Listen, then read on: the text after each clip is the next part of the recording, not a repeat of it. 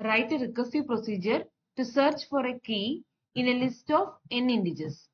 n integers ഉള്ള ഒരു ലിസ്റ്റില് ഒരു certain element നമ്മൾ സെർച്ച് ചെയ്യാൻ പോവാണ്. ആ എലമെന്റ് ആ ലിസ്റ്റിൽ ഉണ്ടെന്നുണ്ടെങ്കിൽ നമുക്ക് ആ എലമെന്റിന്റെ പൊസിഷൻ റിട്ടേൺ ചെയ്യണം. എലമെന്റ് ഇല്ല എന്നുണ്ടെങ്കിൽ -1 റിട്ടേൺ ചെയ്യണം. ആ ഒരു രീതിയിലാണ് ഇവിടെ ഈ റിക്കർസീവ് പ്രൊസീജിയർ എഴുതിയിരിക്കുന്നത്. ഇവിടെ സെർച്ച് ചെയ്യുവാണ്, ഒരു ലിസ്റ്റില് എലമെന്റ് ഉണ്ടോ ഇല്ലയോ എന്നുള്ള സെർച്ചിങ് ആണ് നടക്കുന്നത്. അപ്പൊ അതിന് വേണ്ടിയിട്ട് നമ്മൾ ഈ പ്രോഗ്രാം ചെയ്യാൻ വേണ്ടിയിട്ട് 3 പാരാമീറ്റേഴ്സ് ആണ് പാസ് ചെയ്ത് കൊടുക്കുന്നത്. ആ 3 പാരാമീറ്റേഴ്സ് നോക്കിക്കേ. ഫസ്റ്റ് വൺ ലിസ്റ്റ് ആണ്, സെക്കൻഡ് വൺ കീ ആണ്, തേർഡ് വൺ ഇൻഡെക്സ് ഇനീഷ്യലി 0 ആണ്. ലിസ്റ്റ് എന്ന് പറഞ്ഞാൽ നമ്മൾ പാസ് ചെയ്ത് കൊടുക്കുന്ന ലിസ്റ്റ് ഓഫ് എലമെന്റ്സ് ആണ്. അടുത്ത കീ എന്ന് പറഞ്ഞാൽ സെർച്ച് ചെയ്യാനുള്ള കീ വാല്യൂ ആണ്. ഇൻഡെക്സ് ഇനീഷ്യലി സ്റ്റാർട്ടിംഗ് പൊസിഷൻ 0 ആണ്. ഇവിടെ നമ്മൾ ഒരു ഫംഗ്ഷൻ ആണ് എഴുതിയേക്കുന്നത്. ആ ഫംഗ്ഷൻ എന്ന് പറഞ്ഞാൽ ഒരു റിക്കർസീവ് ഫംഗ്ഷൻ ആണ്. ഫംഗ്ഷൻ ഡിഫൈൻ ചെയ്യാൻ വേണ്ടി നമ്മൾ യൂസ് ചെയ്യുന്ന കീവേഡ് ആണ് def എന്ന് പറഞ്ഞ കീവേഡ്.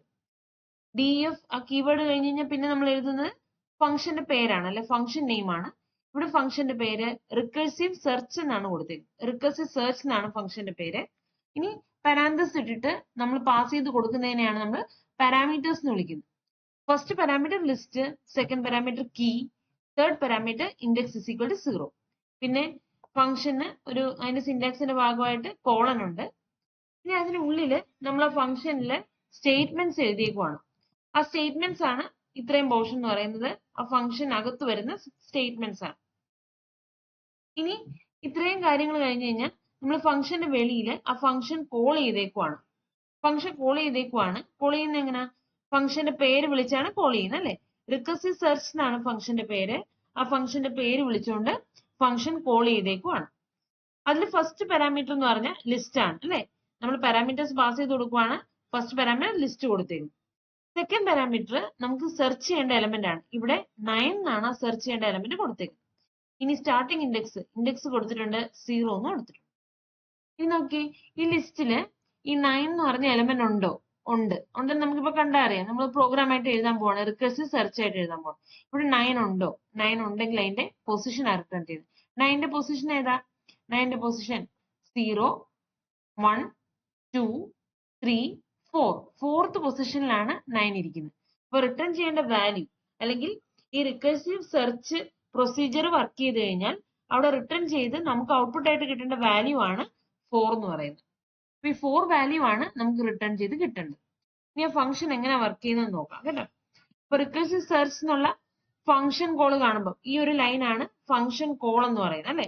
ഈ ഒരു ലൈൻ ആണ് ഫംഗ്ഷൻ കോൾ. ആ ഫംഗ്ഷൻ കോൾ കാണുമ്പോൾ ഫംഗ്ഷൻ എവിടാണോ ഡിഫൈൻ ചെയ്തിരിക്കുന്നത് ആ ഡിഫൈൻ ചെയ്ത പാർട്ടിലേക്ക് പോയിട്ട് എക്സിക്യൂട്ട് ചെയ്യും, അല്ലെ? ഇവിടെ പാരാമീറ്റേഴ്സ് ഏതൊക്കെയാണോ അതേ ഓർഡർ തന്നെ ആയിരിക്കും ഇവിടത്തേക്ക് കോപ്പി ചെയ്യുന്നത്. ഫംഗ്ഷൻ ഡെഫിനിഷനിലേക്ക് കോപ്പി ചെയ്യുന്നത് ആ സെയിം ഓർഡറിൽ തന്നെ ആയിരിക്കും. ഇപ്പൊ ലിസ്റ്റ് എന്നുള്ളിടത്തേക്ക് ഈ 1, 2, 5, 6, 9 ആ ലിസ്റ്റ് വാല്യൂസ് വരും. പിന്നെ 9 ആയിരിക്കും നമ്മുടെ കീ. ഇൻഡെക്സ് ഇനീഷ്യലി 0 ആയിരിക്കും. ഇൻഡെക്സ് ഇനീഷ്യലി 0 എന്ന് ഇവിടെ കൊടുത്തിട്ടുണ്ട് ഓൾറെഡി. ഇനി എന്താന്ന് നോക്കിയേ, ഇഫ് ഇൻഡെക്സിന്റെ value greater than or equal to length of list. Length of list എന്ന് പറഞ്ഞാൽ ഇവിടെ എത്രയാണ് കിട്ടുന്നത്? ലിസ്റ്റിന്റെ ലെങ്ത് ഇവിടെ 5 ആണ്. അപ്പൊ നമ്മൾ സെർച്ച് ചെയ്യുന്ന ഇൻഡെക്സ് ലിസ്റ്റിന്റെ ലെങ്തിനേക്കാളും കൂടുതലാണെങ്കിൽ -1 റിട്ടേൺ ചെയ്യാം.